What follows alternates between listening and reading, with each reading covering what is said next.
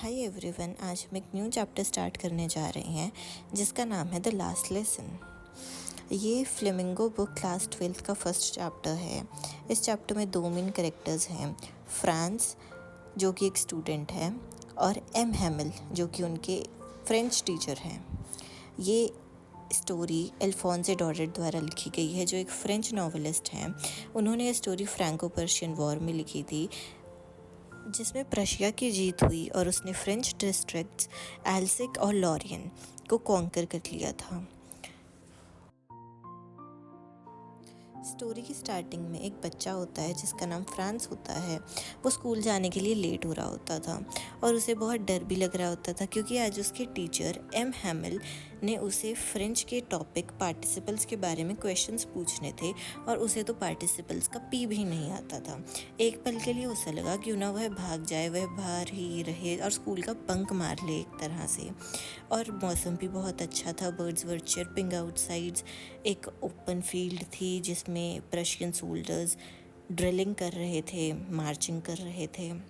बाहर का चीज़ें उसे ज़्यादा टेम्पटिंग लग रही थी instead of attending his classes and learning about participles. पर उसने अपना मन मारा और वो स्कूल के लिए फटाफट चला गया। जब वो टाउन हॉल के आगे से गुजर रहा था तो वहाँ बुलेटिन बोर्ड के आगे बहुत भीड़ थी जहाँ पिछले 2 सालों से सिर्फ बुरी बुरी खबरें ही छप रही थी नेशन के बारे में। जैसे उसने कौन कौन सी बैटल्स हारी नेशन ने और क्या क्या ऑर्डर्स है कमांडिंग ऑफिसर्स की।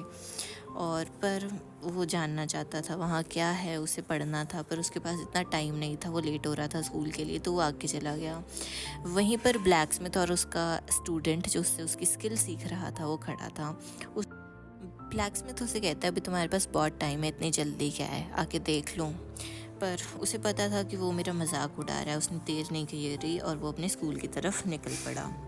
जब वह स्कूल की स्ट्रीट में पहुंचा तो उसे किसी भी तरह का शोर नहीं सुनाई दे रहा था जो यूजुअली स्कूल से आता था, जैसे कि opening and closing of the desk, lessons की रिपीटिशन करना जो कि बहुत ऊंची थी। उसे अपनी बेटर अंडरस्टैंडिंग के लिए अपने कानों को बंद करके जाना पड़ता था।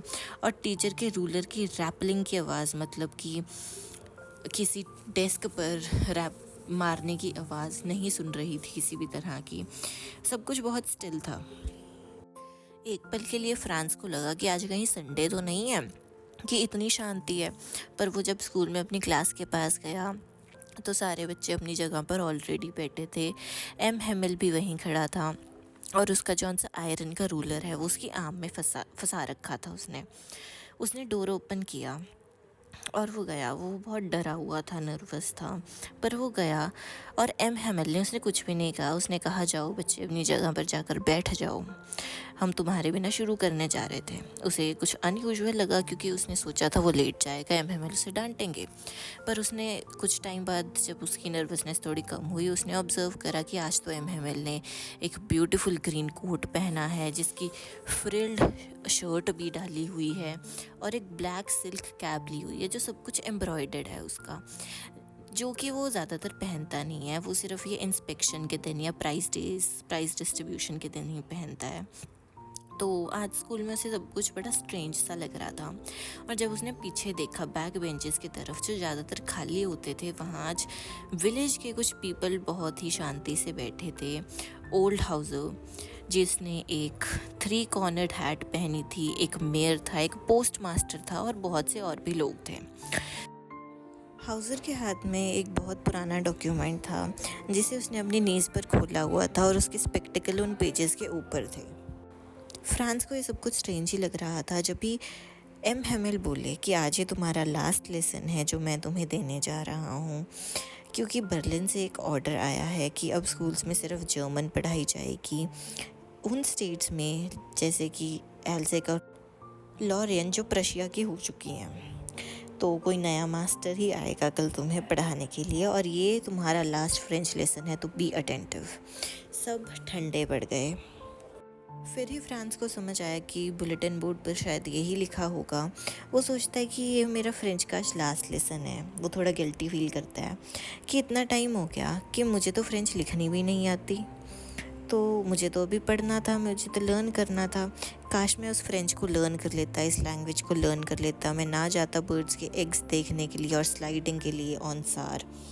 और काश मैं इन बुक्स को न्यूसेंस ना समझता, मैंने उन्हें बोझ ना समझता और मैं उसे पढ़ लेता, क्योंकि आज तो हमारा लास्ट लेसन आ गया। और अब फ्रांस को समझ आया कि आज उनके टीचर एम हेमिल इतना तैयार क्यों होकर आए हैं और ये पीछे लोग क्यों बैठे हैं, क्योंकि वो अपने मास्टर को, जो पिछले 40 इयर्स से यहाँ पर सर्विस प्रोवाइड कर रहे हैं, उन्हें थैंक्स करने आए हैं।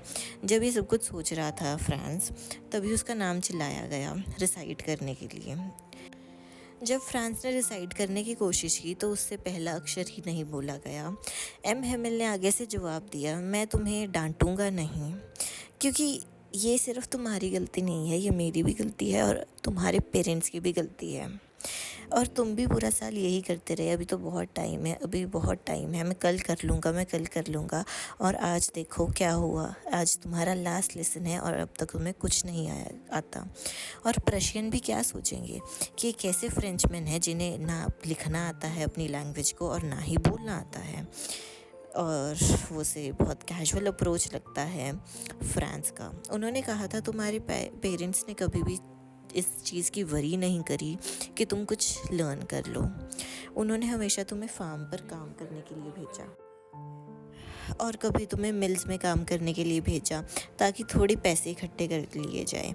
और ये सिर्फ उन्हीं की गलती नहीं है, इसमें कुछ मेरी भी गलती है, क्योंकि मैं भी तुम्हें अपने फूलों को पानी देने के लिए कह दिया करता था।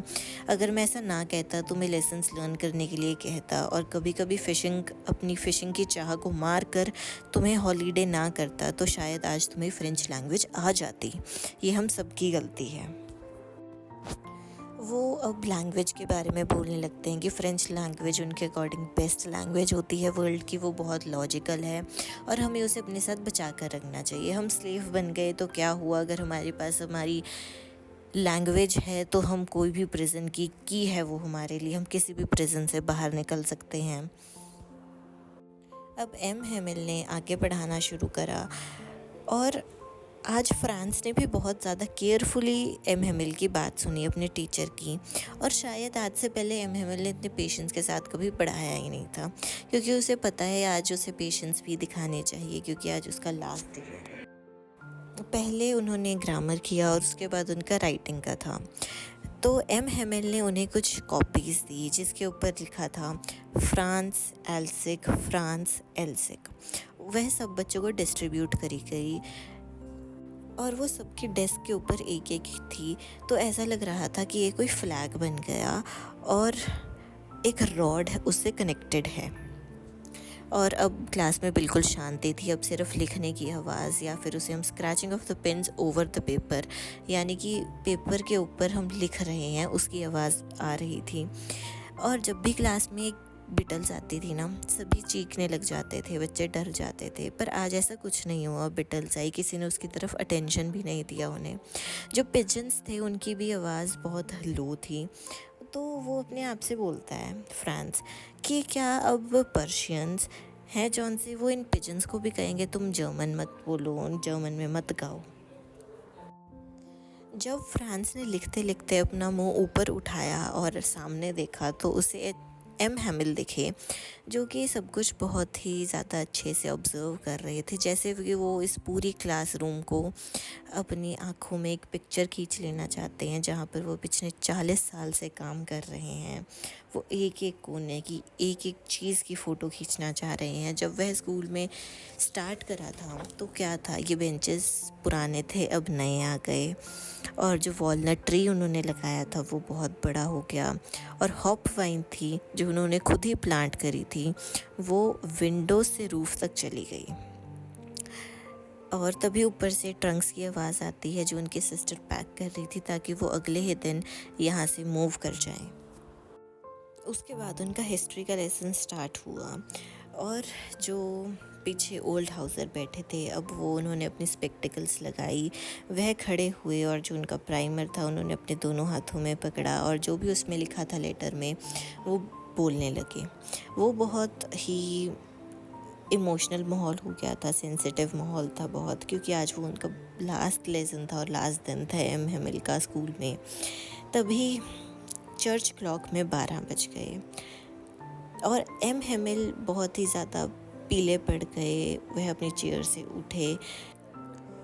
उन्होंने बोर्ड पर कुछ फ्रेंच लैंग्वेज में ही लिखा और फिर उन्होंने ऐसा इशारा करा, वॉल की तरफ मुंह रखते हुए ही सभी बच्चों को अपने हाथों से एक ऐसा जेस्चर दिखाया कि स्कूल ख़त्म हो गया, अब तुम लोग जा सकते हो। तो सभी बच्चे अपने अपने घर चले गए और यहीं पर हमारा चैप्टर की एंड होता है।